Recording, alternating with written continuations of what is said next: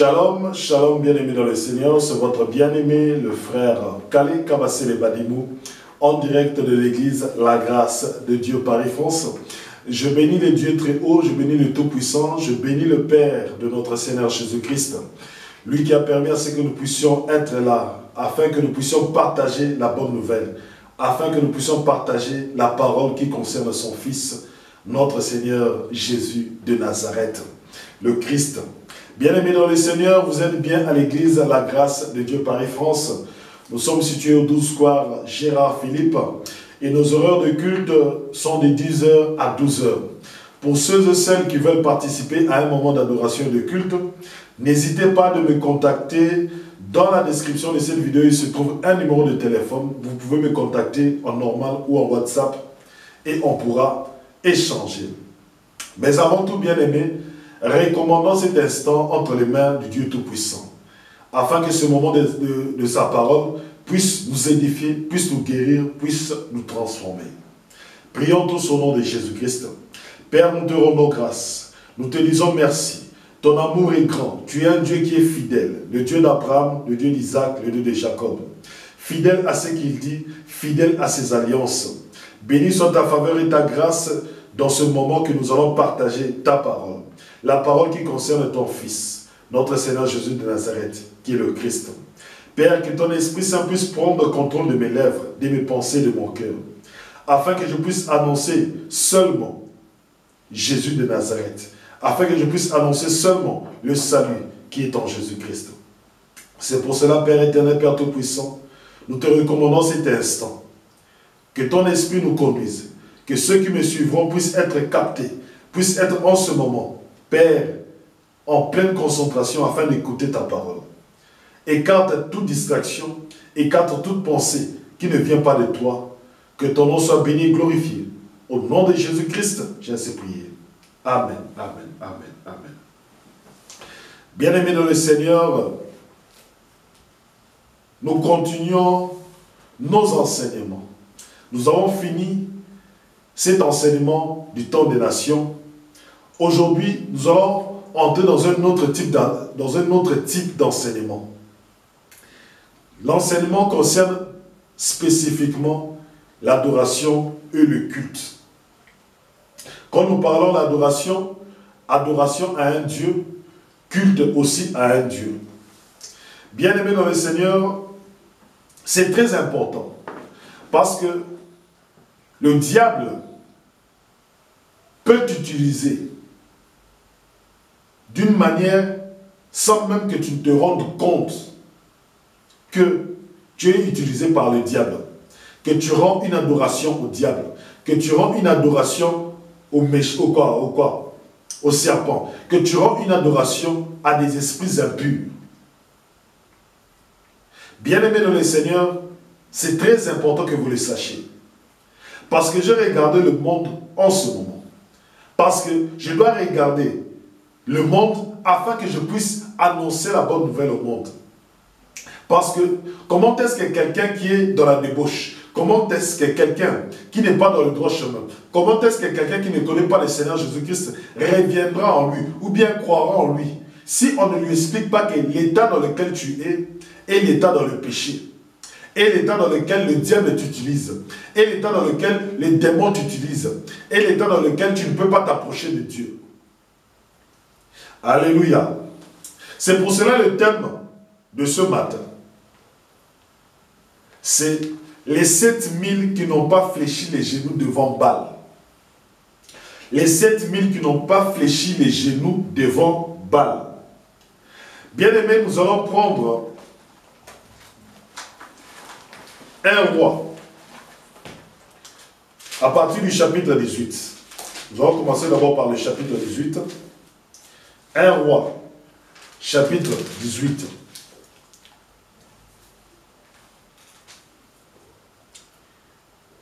Donc, commençons par un roi au chapitre 16, à partir du verset 29. Commençons par un roi, chapitre 16, à partir du verset 29. Je lis au nom de notre Seigneur Jésus-Christ. Akab, fils d'Omri, devint roi sur Israël en la 38e année d'Asa, roi de Juda. Et il régna 22 ans sur Israël à Samarie. Akab, fils d'Omri, fit ce qui déplaît à l'Éternel, et fut pire que tous ses dévanciers. La moindre chose fut qu'il imita les péchés de Jéroboam, fils de Nébat. Il prit pour femme Jézabel, fille d'Itobal, roi des Sidoniens, et se mit à servir Baal et à se prosterner devant lui. Il lui dressa un autel dans le temple de Baal qu'il construisit à Samarie. Akab installa aussi les pieux sacrés et fit encore d'autres offenses, irritant l'Éternel, Dieu d'Israël, plus que tous les rois d'Israël qui avaient été avant lui. De son temps, Hiel de Bethel rebâtit Jéricho au prix de son premier-né, Abiram. Il en établit le fondement et au prix de son dernier-né, Ségub, il en posa les portes, selon les paroles de l'Éternel avait dites par le ministère de Josué, fils de Nun. Bien-aimés, aujourd'hui nous parlerons de l'adoration et de rendre un culte. Nous avons lu que Akab devint roi en Israël. Et quand il devint roi, il fut plus pire que ceux qui l'avaient dévancé.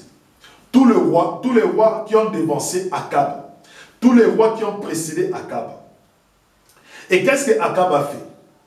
Akab a installé un temple à un dieu étranger. Un temple pour un dieu étranger. Et ce dieu-là était Baal. Nous verrons par la suite comment est-ce qu'il est venu à épouser le dieu de Baal. Qu'est-ce qui s'est passé? Akab a épousé une fille qui n'était pas une Israélite, qui n'était pas une Juive. Et cette fille-là s'appelait Jézabel. Elle était fille d'Itobal, roi des Sidoniens. Donc c'était une princesse qui pratiquait d'autres dieux, qui adorait d'autres dieux, qui se prosternait devant d'autres dieux. Et lorsque Akab épousa cette fille, Jézabel, qui était une princesse, qui était la fille d'un roi, ce roi-là était appelé Itobal. Vous voyez déjà que le nom de Baal intervient dans le nom du roi sidonien. Or, l'Éternel avait spécifié très clairement dans ses lois que le peuple d'Israël ne devrait pas épouser d'autres filles des autres nations. C'est-à-dire que les fils d'Israël ne pouvaient pas épouser les filles cananéennes. Ils ne pouvaient pas épouser les filles sidoniennes. Alléluia. Ils ne pouvaient pas épouser les filles des autres peuples. Donc si un Israélite, si un Juif devait épouser une femme, il devrait le prendre dans les 12 tribus d'Israël. Il ne devait pas sortir de la nation d'Israël. Mais maintenant, ce qui est arrivé, c'est quoi? Akab devint roi. Et quand il devint roi, il épousa une fille appelée Jézabel. Et quand il épousa cette fille-là, Jézabel, cette fille-là, l'a amené à adorer un autre Dieu, l'a amené à épouser un autre Dieu, l'a amené à se prosterner devant un autre Dieu. Un Dieu étranger, un Dieu qui n'était pas un Dieu, l'Éternel. Alléluia. Pourquoi je parle de cela? Parce qu'aujourd'hui dans le monde, beaucoup de gens adorent un autre Dieu. Pourquoi est-ce que Jésus-Christ, dans Jean chapitre 17, dit ceci? Il dit qu'ils te reconnaissent toi le seul véritable Dieu. Parce qu'il y a plusieurs dieux, il y a plusieurs divinités, il y a plusieurs esprits qui se disent des dieux sur cette terre. Mais lorsque Jésus-Christ est venu, il est venu pour qu'on puisse faire la différence, pour qu'on ne puisse pas tomber dans l'idolâtrie, pour qu'on sache que le Dieu que je sers, le Dieu que sert Jésus-Christ est le véritable Dieu, est l'unique Dieu qui existe, est le créateur du ciel et de la terre. Mais le roi Akab n'a pas tenu compte de cela. Le roi Akab n'a pas tenu que Dieu avait mis des lois en Israël. Le roi Akab avait oublié qu'il était un Israélite. Le roi Akab avait désobéi aux lois de Dieu, avait désobéi aux ordonnances de Dieu, en allant épouser une fille étrangère. Parce que Dieu avait dit ceci dans la loi. Si vous épousez une fille étrangère, sachez que vous allez forcément commencer à adorer leur Dieu. Et c'est ce qui s'est passé et c'est ce qui est arrivé avec le roi Akab. Si nous prenons l'exemple aussi de Salomon. Salomon, dans ce temps de la fin, dans ce temps où il était près de la mort, Salomon a commencé à épouser d'autres filles étrangères. Il a commencé à épouser des filles qui n'étaient pas des filles israélites. Et à la fin, Salomon est tombé dans l'idolâtrie. Salomon a commencé à adorer d'autres dieux que l'Éternel. Et quand le roi d'Israël commence à adorer d'autres dieux que le roi d'Israël, c'est le peuple entier qui tombe dans ce péché. Écoutez bien. C'est le peuple entier qui tombe dans ce péché-là. Donc c'est pour cela, pour que le peuple revienne dans le droit chemin, pour que le peuple revienne dans le véritable Dieu, il faut que Dieu intervienne en envoyant un prophète. Il faut que Dieu intervienne en envoyant son messager, afin de dire au roi, afin de dire au souverain sacrificateur, afin de dire aux sacrificateurs, afin d'annoncer à tout le peuple que vous vous êtes détourné de la loi de Dieu. Vous vous êtes détourné de l'alliance que vous avez faite avec Dieu. Maintenant, commençons. 1 Roi chapitre 19, à partir du verset 18. 1 Roi chapitre 19, à partir du verset 18. Je lis au nom de notre Seigneur Jésus-Christ. Mais j'épargnerai en Israël 7000, tous les genoux qui n'ont pas plié devant Baal et toutes les bouches qui ne l'ont pas baisé. Alléluia. Les 7000 sont qui? Les 7000 sont tous ceux qui n'ont pas fléchi les genoux devant Baal. Mais qu'est-ce que ça signifie ne pas fléchir les genoux devant Baal? Parce que le roi était en train d'adorer Baal. Le roi Akab a construit un temple pour Baal. Et lorsque Dieu a envoyé un prophète, un messager, il a envoyé pour remettre le peuple dans le droit chemin. Mais lorsqu'il est parti remettre le peuple dans le droit chemin, lorsqu'il est parti annoncer cette nouvelle-là que vous vous êtes perdu, vous devez revenir dans le droit chemin, ce n'est pas tout le peuple qui est revenu dans le droit chemin. Ce n'est pas tout le peuple qui s'est remis dans le droit chemin de l'Éternel. Ce n'est pas tout le peuple qui est revenu à l'Éternel. Mais il y en a juste 7000. Il y en a juste 7000 qui n'ont pas fléchi les genoux devant Baal. Alléluia. Bien-aimés, prenons Exode chapitre 1. Pourquoi est-ce que c'est si important que les gens comprennent, que les gens saisissent? Exode chapitre 20.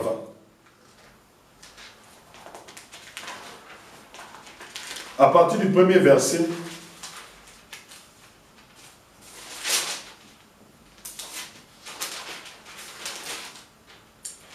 jusqu'au verset 5. Je lis, au nom de Jésus-Christ.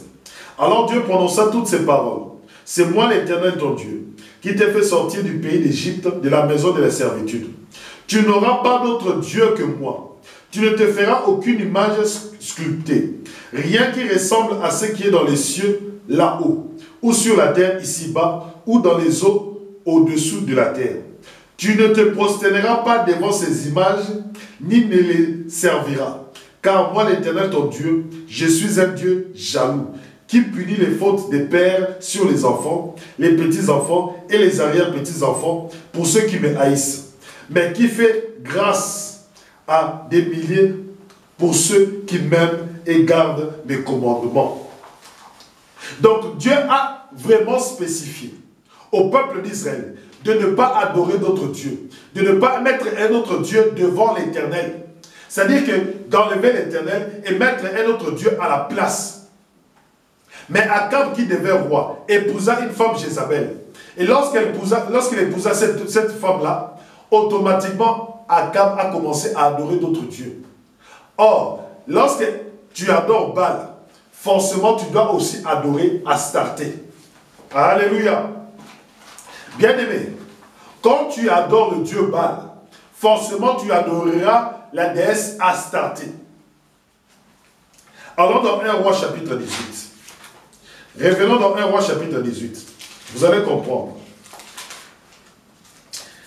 1 Roi chapitre 18, à partir du verset...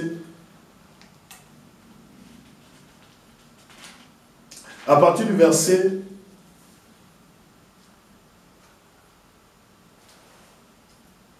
À partir du verset 16.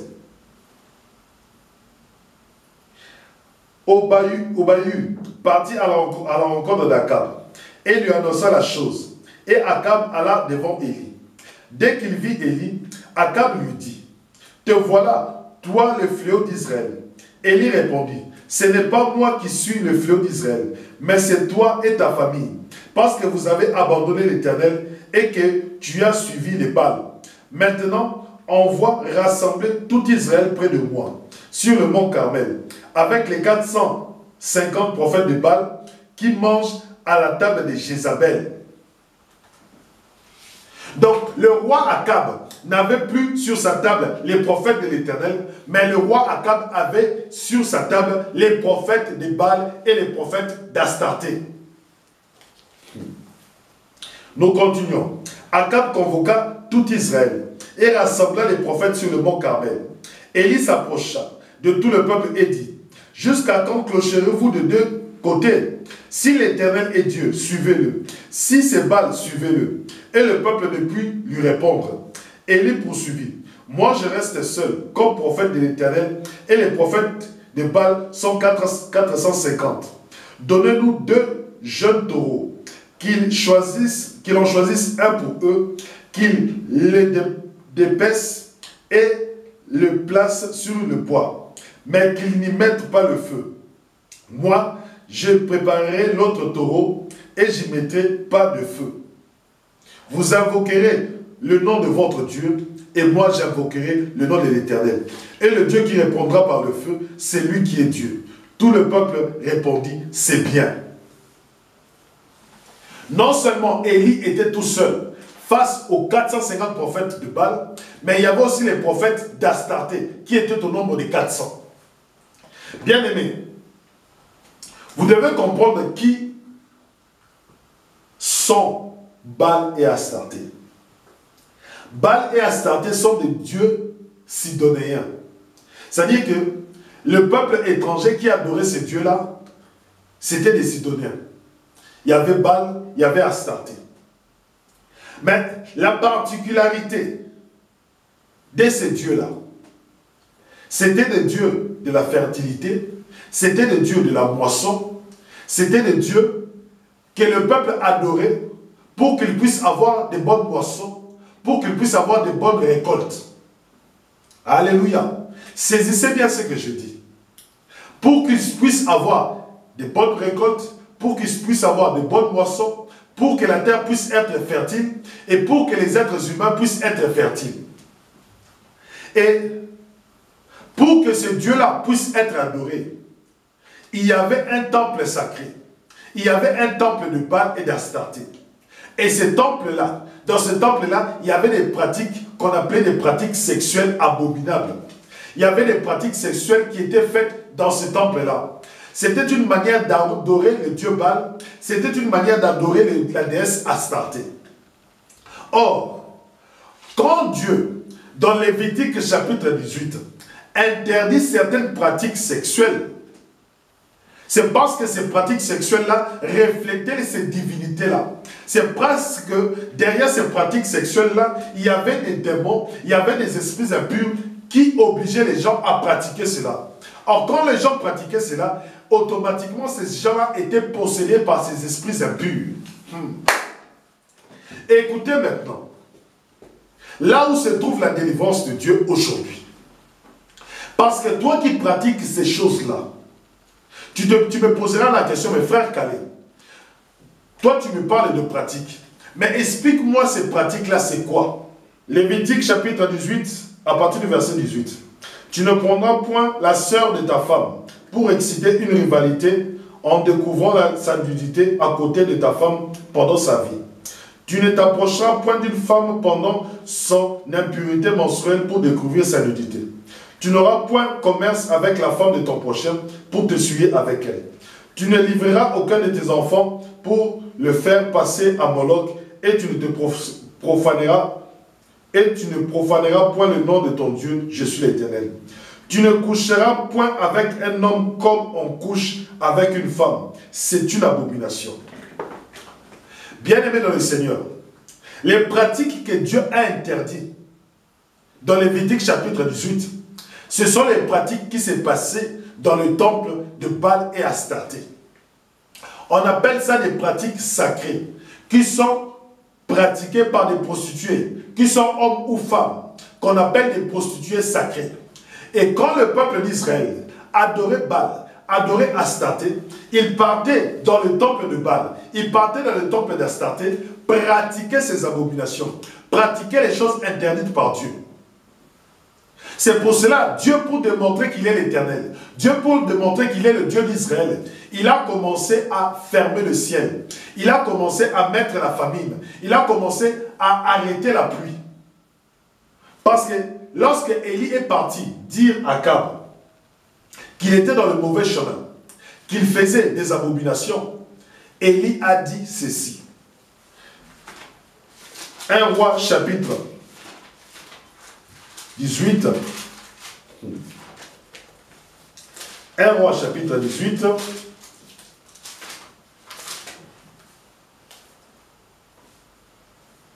À partir du verset 1er. Bien des jours s'écoulèrent, et la parole de l'Éternel fut ainsi adressée à Élie. Dans la 3e année, va présente-toi devant Akab, et je ferai tomber de la pluie sur la face du sol. Et Élie alla se présenter devant Akab. Bien-aimés, quand vous pratiquez l'homosexualité, c'est-à-dire qu'un homme qui couche avec un homme, une femme qui couche avec une femme, lorsque vous faites ces pratiques-là, sachez que vous êtes en pleine adoration des démons. Sachez que vous êtes en pleine adoration des démons. Vous me direz, mes frères Calais, dans ce pays, la France, dans l'Europe, il y a certains pays qui ont autorisé l'homosexualité. Mais vous ne savez pas, vous ne comprenez pas que lorsque ces pays-là, lorsque par exemple la France autorise l'homosexualité, ce sont des portes pour faire entrer ces esprits-là dans ce pays qui est la France. Alléluia. Lorsque un pays autorise l'homosexualité, c'est-à-dire que ce pays a ouvert la porte à ces démons, à ces esprits, pour entrer et pour qu'ils puissent régner dans ce pays-là. Voilà dans le sens spirituel que veut dire toutes les lois que vous voyez. Lorsque les États-Unis autorisent l'homosexualité, c'est-à-dire que les États-Unis ont ouvert la porte de dire que tous ces démons, tous ces esprits impurs d'homosexualité, d'impudicité puissent entrer et qu'ils puissent utiliser les habitants de ce pays-là. Alléluia. Vous comprenez, vous saisissez maintenant la chose comment elle est. Donc vous venez dans un pays, vous dites bon, c'est normal, c'est leur manière de vivre. Non, bien aimé. Parce que lorsque la France, en 1800, en 1700, ils n'avaient jamais autorisé l'homosexualité. Alléluia. C'est pour cela que vous voyez que l'homosexualité, dans ces temps-là, n'était pas répandue. Mais lorsque la France a autorisé le mariage homosexuel, lorsque la France a autorisé l'homosexualité, vous savez, tous ces esprits-là sont entrés et ont commencé à régner dans toute la France. Vous comprenez maintenant la différence qu'il y a? Alléluia. Donc, quand vous voyez les pratiques homosexuelles, ne vous étonnez pas. Ce sont des démons, ce sont des esprits impurs qui sont derrière ces esprits-là, qui sont derrière ces personnes-là. Ces personnes-là se diront que je suis libre. Non, ces personnes-là ne sont pas libres. Ces personnes sont enchaînées par l'homosexualité. Ces personnes-là sont possédées par cet esprit-là d'homosexualité. Mais bien aimé, lorsque je parle de ces 7000-là qui n'ont pas fléchi les genoux devant Baal, qui n'ont pas adoré Baal, c'est-à-dire que ces gens-là qui n'ont pas fait ces pratiques-là. Alléluia. Vous allez me dire, mes frères Kali, moi, je ne suis pas homosexuel. Je ne fais pas ces pratiques-là. Mais je ne crois pas en Jésus-Christ. Bien aimé, lorsque tu vis dans l'impudicité, lorsque tu vis dans l'impudicité, lorsque tu es éloigné de Dieu, lorsque tu ne crois pas au Seigneur Jésus-Christ, sache que Baal et Astarté te possèdent. Sache que tu es possédé par ces esprits-là. Alléluia. Parce que ne pense pas que parce que tu ne pratiques pas l'homosexualité, que tu n'es pas possédé par ces esprits-là. Non, tu es possédé par tous les esprits d'impudicité. Alléluia. Parce que les rapports sexuels, en réalité, est une adoration. Mais lorsque nous parlons de 7000 qui n'ont pas fléchi les genoux devant Baal, c'est-à-dire que ces 7000-là n'ont pas obéi à Baal. Ces 7000-là n'ont pas obéi à Astarté. Ces 7000-là, tout le monde sont partis adorer Baal dans le temple de Baal et Astarté. Mais ces 7000-là n'ont pas fléchi les genoux devant Baal et ne l'ont pas baisé.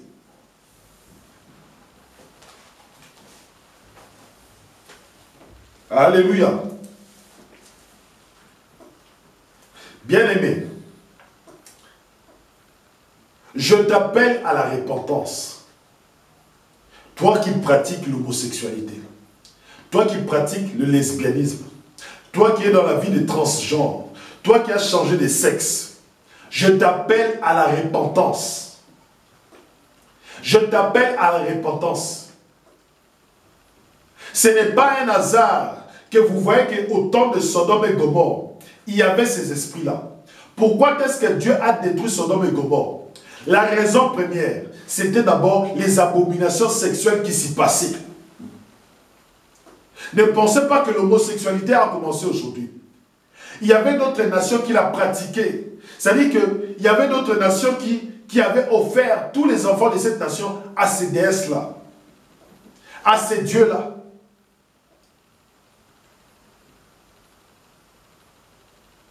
C'est pour cela, bien-aimé, je veux que tu fasses partie de ceux-là qui n'ont pas fléchi les genoux devant le Dieu de ces siècles. Je veux que tu fasses partie de ceux-là qui n'ont pas abandonné le véritable Dieu. Je veux que tu fasses partie de ceux-là qui, lorsqu'en écoutant cette parole, se disent « Je vivais dans l'homosexualité, je vivais dans le lesbianisme, j'étais dans la vie de transgenre, j'ai fait les changements de sexe, j'étais dans cette vie-là. » Mais lorsque j'ai écouté la parole de Jésus-Christ, lorsque j'ai entendu que cette vie-là était une adoration au diable, cette vie-là était une adoration aux démons, je décide aujourd'hui de me retirer de cette vie-là. Je décide aujourd'hui de me repentir de cette vie-là. Alléluia. Bien-aimés, vous devez aussi savoir une chose. Ici, ce n'est pas question de position sexuelle. Ici, c'est question de pratique sexuelle. Alléluia. Faites bien la différence. Les pratiques sexuelles interdites sont bien mentionnées dans Lévitique chapitre 18. Les 7000 qui n'ont pas fléchi les genoux devant Baal. Bien-aimé, où en es-tu? Parce que Dieu ne veut pas être adoré par une autre personne. Il veut seulement que l'être humain l'adore. Il veut que tu l'adores. Il veut que tu viennes devant lui. Il veut que tu te prosternes devant lui. L'Éternel, le Dieu d'Abraham, le Dieu d'Isaac, le Dieu de Jacob.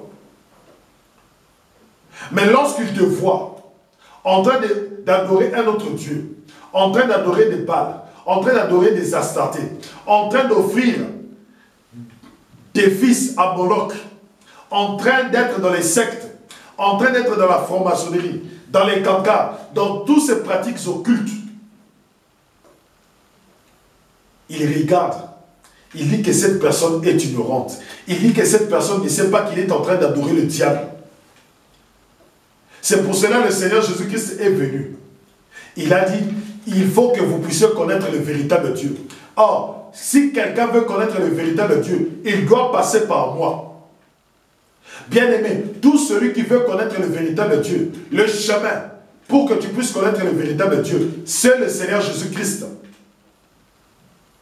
C'est pour cela que je ne comprends pas d'autres personnes qui disent non, il y a plusieurs chemins pour arriver à Dieu. Non, il n'y a qu'un seul chemin pour arriver à Dieu. Il n'y a qu'un seul chemin pour arriver au Dieu d'Abraham, au Dieu d'Isaac, au Dieu de Jacob. Ce chemin-là, c'est le Seigneur Jésus-Christ. Alléluia. Bien-aimé dans le Seigneur, Jésus-Christ aussi a été tenté. Jésus-Christ aussi, on l'a amené par le diable. Le diable lui a dit, je veux que tu m'adores. Je veux que tu me glorifies. Je veux que tu te prosternes devant moi. Matthieu chapitre 4. Matthieu chapitre 4.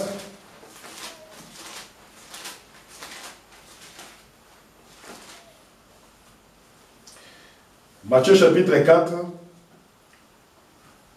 à partir du verset 8. Le diable le transporta, encore sur une montagne très élevée, lui montra tous les royaumes du monde et leur gloire, et lui dit, je te donnerai toutes ces choses, si tu te prosternes et m'adores. Jésus lui dit, retire-toi, Satan, car il est écrit, tu adoreras le Seigneur ton Dieu, et tu le serviras lui seul. Alors le diable le laissa, et voici des anges vinrent auprès de Jésus et le servaient. Bien-aimé dans le Seigneur, l'adoration du diable, il te donne une contrepartie. Lorsque le diable est venu vers le Seigneur Jésus-Christ, il lui a dit ceci, je te donnerai toutes ces choses si tu te prosternes et m'adores.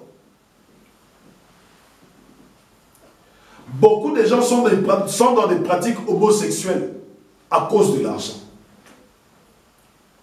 Beaucoup de gens sont dans des pratiques homosexuelles à cause de l'argent. Bien-aimés dans le Seigneur, beaucoup sont dans les occultismes à cause de l'argent. Beaucoup sont dans la magie à cause de l'argent. Mais bien aimé dans le Seigneur, tout cela, on a présenté ça devant Jésus-Christ. La gloire de ce monde, l'argent de ce monde, la richesse de ce monde, les royaumes de ce monde. Mais Jésus-Christ a dit non. Jésus-Christ a dit non. Le problème, c'est que beaucoup de gens, en ce moment, ont pour faiblesse l'amour de l'argent. Ils veulent avoir la gloire de ce monde, la richesse de ce monde.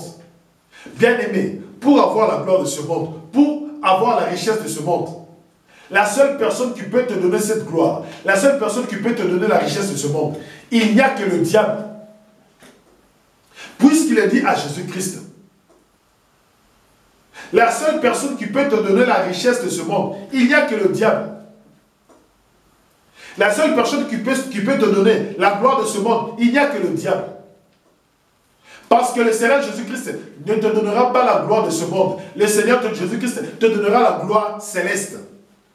Le Seigneur Jésus-Christ ne te donnera pas la richesse de ce monde. Le Seigneur Jésus-Christ te donnera la richesse du ciel. Alléluia.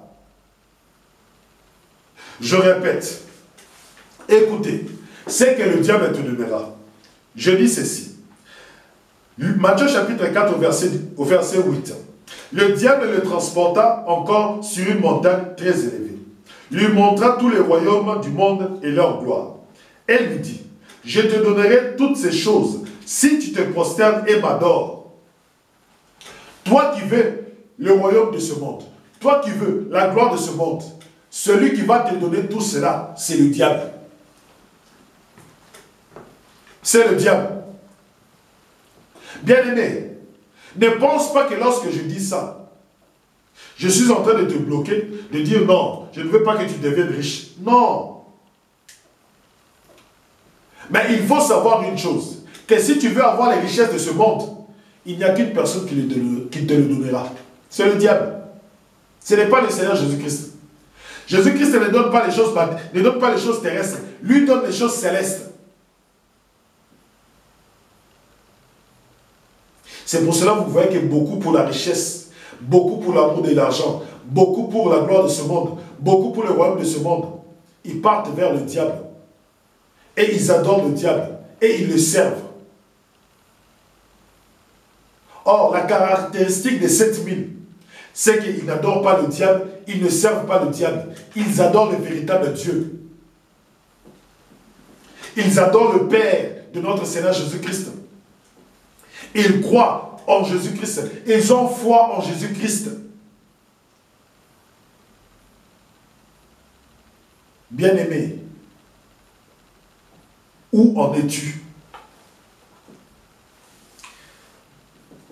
Es-tu déjà tombé dans l'homosexualité? Es-tu déjà tombé dans l'impudicité? Alléluia. Où en es-tu? Cherches-tu la richesse de ce monde?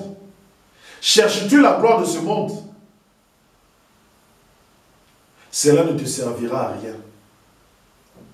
Cela ne te servira à rien. À quoi servirait-il à un homme de gagner le royaume de ce monde, de gagner les richesses de ce monde à travers le diable, mais s'il perd son âme? Bien-aimé, toi qui es dans l'occultisme, à cause de la gloire de ce monde, à cause de l'amour de ce monde, je t'appelle à la repentance. Je veux que tu fasses partie des 7000 qui n'ont pas fléchi les genoux devant Baal. Toi qui crois déjà au Seigneur Jésus-Christ, persévère. Parce que le monde actuel, bien aimé, les esprits démoniaques sont en train de travailler. Et ils cherchent les moyens par lesquels ils vont faire tomber les chrétiens. Cherchent le moyen par lesquels ils vont faire tomber les gens dans l'adoration du diable. Afin que les gens puissent quitter le Seigneur Jésus-Christ et qu'ils puissent servir le diable. Or, nous, en tant que serviteurs de Dieu, nous faisons tout afin que les ténèbres puissent être dépouillées, afin que les gens puissent quitter les ténèbres et qu'ils puissent venir dans le royaume du Seigneur Jésus-Christ. Mais quel est ton cas? Es-tu parmi les 7000 qui n'ont pas fléchi les genoux devant Baal? Es-tu parmi les 7000 qui n'ont pas adoré le diable, qui n'ont pas adoré Astarté, qui ne sont pas tombés dans l'homosexualité, qui ne sont pas tombés dans l'impudicité? Bien-aimé, où en es-tu? Ta vie, tu le mènes loin de Dieu, ou proche de Dieu, ou avec Dieu? Marches-tu selon les royaumes de ce monde, ou marches-tu selon le royaume de l'Éternel, le royaume de notre Seigneur Jésus-Christ? Bien-aimé, si tu n'as pas encore Jésus-Christ dans ta vie, je t'appelle à la repentance. Je t'appelle à la repentance. Le Seigneur Jésus-Christ a besoin de toi. Le Seigneur Jésus-Christ veut t'utiliser pour manifester son royaume. Le Seigneur Jésus-Christ veut t'utiliser afin de te montrer que toi, tu n'as pas fléchi les genoux devant Baal. Parce que les 7000 là sont des témoins. C'est-à-dire que si tout le monde fléchit les genoux devant Baal, toi, tu restes debout. Toi, tu restes debout. Toi, tu n'adores pas le diable. Toi, tu ne te prosternes pas devant le diable. Toi, tu ne sers pas le diable. Si beaucoup de gens font l'impudicité, toi, tu ne feras pas l'impudicité. Toi, tu ne pratiqueras pas l'impudicité. Alléluia. Un chrétien, quelqu'un qui croit au Seigneur Jésus-Christ, il fait la différence partout où il est. Il fait la différence partout où il va. Je t'appelle à la repentance, toi qui écoutes ce message. Que tu sois chrétien, que tu ne sois pas chrétien, je t'appelle à la repentance. Répands-toi de tes mauvaises pratiques.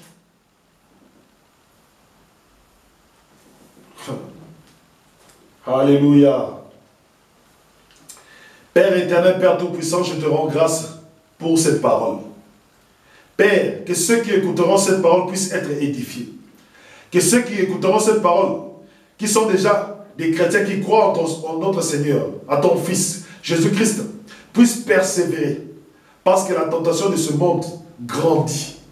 La tentation de ce monde grandit, Père. Les pays dans lesquels nous sommes autorisent des choses qui sont interdites par toi. C'est pour cela que nous venons vers toi, Père. Que ton esprit puisse nous fortifier. Que ton esprit puisse nous aider. Mais pour ceux qui n'ont pas encore accepté Jésus-Christ dans leur vie, pour ceux qui sont encore dans ces pratiques abominables, pour ceux qui servent encore Baal et Astarté, pour ceux qui servent encore le diable, Père, à travers cette parole, que tu puisses toucher leur cœur, qu'ils puissent se repentir et qu'ils puissent venir en Jésus-Christ. Qu'ils puissent être délivrés cet après-midi. Qu'ils puissent être délivrés à travers cette parole. Saint-Esprit, toi qui convaincs les cœurs, afin que les gens puissent changer. Merci Père, nous te rendons grâce et nous te bénissons. Au nom de Jésus-Christ, j'ai ainsi prié. Amen, amen. Bien-aimés dans le Seigneur, que Dieu vous bénisse. Je vous dis à dimanche prochain. 12 square Gérard Philippe, Église la grâce de Dieu. Soyez bénis.